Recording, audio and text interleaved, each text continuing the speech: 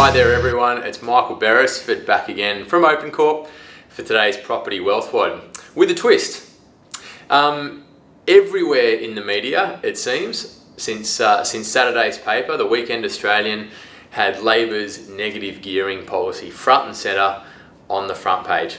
Now, my phone has rung 14 times in the last 2 days from clients wanting to understand what this means. And as there becomes more and more media hype around negative gearing, both now and in the lead up to the election, it's something that we feel at OpenCorp we want to address right now and just bring everyone up to speed on the nuts and bolts of what's happening, the nuts and bolts of the policy, and take away all of that media-driven hype so we can at least understand the facts, make informed decisions, which is what we always want to do with our investments.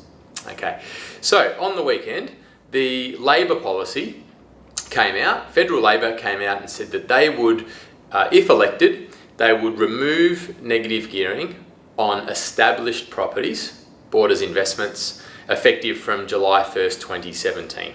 Okay, so a bit over 12 months from now, any established property bought for investment would not have the negative gearing benefits attached to it. They did, however, say that negative gearing benefit would remain for newly constructed investment properties. So if we think back years ago, decades ago, when negative gearing first came in, the goal of negative gearing was to be able to make housing more affordable.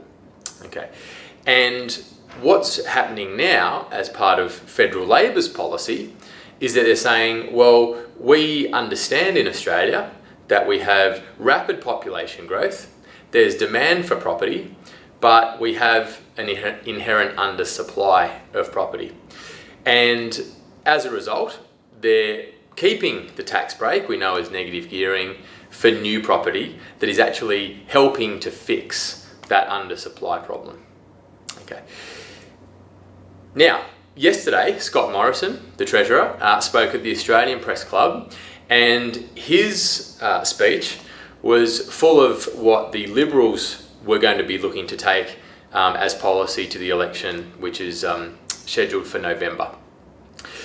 What he was saying really was that the budget is going to be announced in May, which is the short-term announcement. He spoke a lot about China, and specifically that while the papers love the fact that China's slowed down significantly, the growth rate of their economy is still significantly multiple times ahead of other countries. They're obviously working off a larger population base, and he reminded everyone that they are still at historically high levels as far as China's growth is concerned, because the Australia and China relationship is a very strong one in terms of terms and trade and so forth. He was adamant that no GST increase would be considered, and was also adamant that there'd be no tax cuts and that the government needed to focus their energy on reducing spending. Okay, so any tax reform or policy from the Liberal government, in their eyes, had to be focused on growth, economic growth, and profits in terms of revenue for Australia, which is great to see because we know there's only so much cutting that can happen. Really needs to be focused on growth, and that's where the major upside is. With respect to negative gearing, Scott Morrison had some fantastic points to put all of this in perspective. Okay, because we tend to get a view from the media that lacks perspective. It's all about emotion and headlines. What Scott said was that he reinforced the government's position that there wasn't a lot of financial benefit to Australia by reforming negative gearing. And he backed that up with some really interesting data.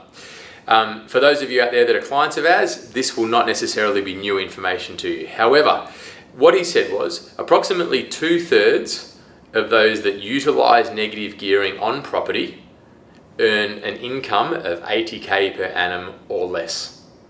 Okay, so the well-held myth out there that it's the rich, the wealthy that are getting a tax grab through negative gearing, it's just not the case in the majority of circumstances. Of those 2/3, 70% of investors only have one property, as most of you will know out there that have read our stuff, and 70% of those, okay, are only realising a negative gearing benefit of $10,000 or less. So given that such a small number of Australians actually have investment property, that a large number of that small percentage only have one, and that a really strong percentage of that number there are getting less than 10,000 in benefit, it's fairly clear to see why the Liberals are saying that there's not as much benefit in negative gearing as what Labor and the media would have you believe. Okay, so it was great to get some actual facts from Scott Morrison to back up why they were doing it. Now, for those of you out there that I've spoken to, some of you may be familiar with my position on what negative gearing is. The way that I think we did it in a WOD as well. My position is that negative gearing is basically a tax benefit that is in advance on your pension. Okay, so anyone out there looking to take control of their financial future is able to get a tax benefit here and now to be able to ensure that they are a self-funded retiree, and as a result that helps solve the government's problem of the ageing population and the increased demand on welfare benefits and the pension. Okay. Scott Morrison basically came out and said the same thing. He said most of the Australians out there are normal Australians trying to get a tax break to be able to improve their situation in retirement. So I guess nothing really has changed in terms of our position on what negative gearing is and why it's in place under the Liberal policy. Obviously slightly different to the Labor policy, but I just wanted to finish by reinforcing that if this is the position that the major political parties have today and they've announced that as policy they'll take to the election, nothing is going to change between now and 9 months' time when the election actually happens. Okay, as you know, so many people get their information from the news, from the newspaper, magazines and so forth, and that is typically fueled with headlines to generate emotional responses. Okay, so for all of you property investors out there or potential property investors out there, replay this video, go through the facts and understand the fundamentals. Don't be influenced by media hype, because that is what derails most people from achieving their goals at some point or another. Okay.